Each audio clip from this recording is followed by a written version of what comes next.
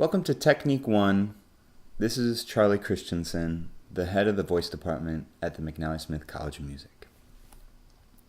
I always like to start this course with a quote from Max Dupree, and it goes, "We cannot become what we need to be by remaining what we are." Most of you in this class are just starting your collegiate study in voice, and regardless of if you're just starting or if you're far along the way, if you're watching this video, you've probably had some success with your current technique and your current sound. And it can be very difficult to let go of any of that, any of those tools that have brought you success in the past.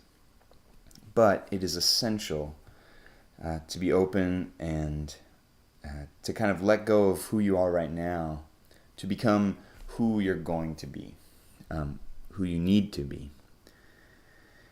And hopefully throughout this course we can kind of start those conversations or get you thinking a little bit about who you are right now, who you've been, and who you want to be. So the first chapter in our textbook is Primal Sound. This is from Discover Your Voice by Dr. Orrin Brown. Before we get into Primal Sound, I'd like to do a little quick, very, very quick introduction to Orrin Brown. Orrin Brown was a very well-known voice teacher, and he worked in a number of colleges and schools and with a number of very famous and influential singers. And his textbook, Discover Your Voice, is really kind of like one of the Rosetta Stones for all of voice technique, really, for us to think about really the basics of voice technique. He kind of has a couple dogmas that he repeats, or a couple words that he repeats over and over in the book.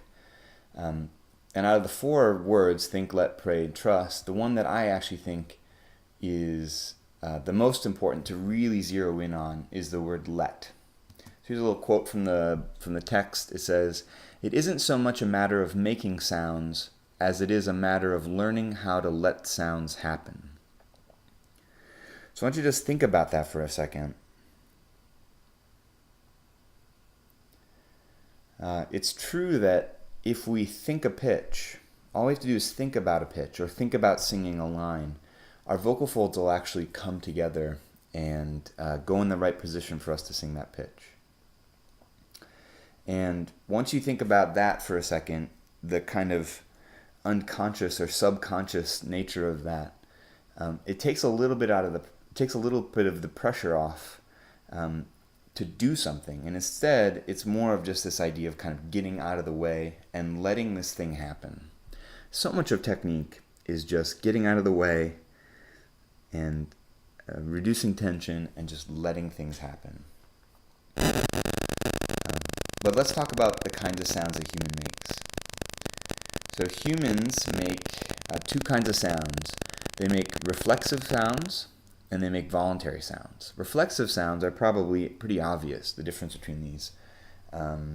If you get hit, if you're frightened, these are reflexive kind of sounds. So you're reacting to something. Voluntary sounds are basically sounds that we use to communicate. So obviously speaking and singing and some other kind of more emotional, kind of almost like body language kind of sounds, like that's obviously also communicating. If we break down the word primal and maybe use some adjectives for it, I would think less about maybe like cavemen as far as primal. So we're not holding sticks and pounding on a huge stone or anything like that. The idea is really this kind of original, initial, fundamental, most basic sound that we make. So that the kind of sound that's maybe unaffected. If you think about so many pop singers today or jazz singers, there are things that they do that are like jazz or pop things. You know, they have these kind of tropes. And basically what Primal Sound is talking about is, can you make a sound that's devoid of all those tropes. That's just you. That's the most kind of primal, pure, clear, clean sound that you can make vocally. That's the trick of primal sound, I guess. One of the things Oren talks about a little bit is there's these branches on this tree, and or there's trunks on the tree, and one side of the trunks is singing, and the other side is speaking. And this is something when I initially read this text, I didn't agree with, and I actually kind of still disagree with it. I think that in classical singing, there really is a huge difference technically between singing and speaking. But with contemporary music, to me, I've always felt that our singing technique, our sound, while singing, should really be the same as our sound when we're speaking. And this is one of the things I work with my students quite a bit on, trying to find the tie between these two sounds and not have them completely separate. I know for a long time I've had people say, "Oh, that doesn't sound like you," when they hear me singing on a recording. "Oh, that doesn't sound like how you speak." And I don't know about you, but that's kind of always bothered me a little bit. So a lot of my practice has been trying to get the two of them as close as possible. And in some cases, it basically just means working on your speaking habits. So do you speak with a lot of vocal fry? Do you not use any pitch when you're speaking? Obviously, if you sound like a robot when you speak, you're probably not going to sing like a robot. But this is something I'd really like everyone to consider in their reflections. So are these two things different? Are speaking and singing different? And if not, if so, then why? So a big process of technique and a lot of your work is going to be kind of rediscovering your voice. So we all have a very unique voice, obviously, and we need to release our bad habits to make way for our new. So we can't become what we need to be by remaining what we are, I guess, in just another way of saying that. I'll use the parallel with posture. If you look at a baby's posture, when they first learn to sit, they sit perfectly straight. And if you think a little bit about how you're sitting right now, there's probably some degree of slouching or leaning over or something like that. Maybe your head's back or your head's forward. And we change our posture over time, mainly for social reasons. So to communicate non-verbally to other people, to seem cool. Same thing with our singing voice. Another parallel with a small child is a baby can literally cry all day long. And if you think about, if you tried to do that, make that sound as loud as a baby all day long, probably after about 10 minutes you'd be pretty tired. And so what's the difference in the technique of all of that? And the honest truth of it all is that the difference is these bad habits that we've built up over our life. That are not our fault. I'm not blaming anybody for these bad habits, obviously. It's totally natural and normal. Everyone has some poor technique.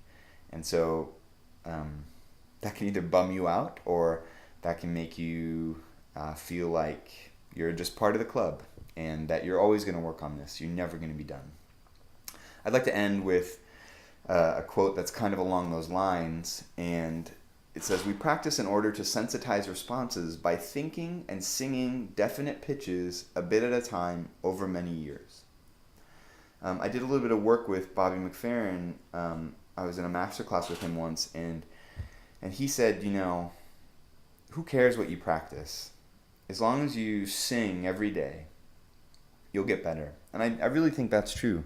Obviously, we can be more efficient than that, and we can be more thoughtful if we want to be.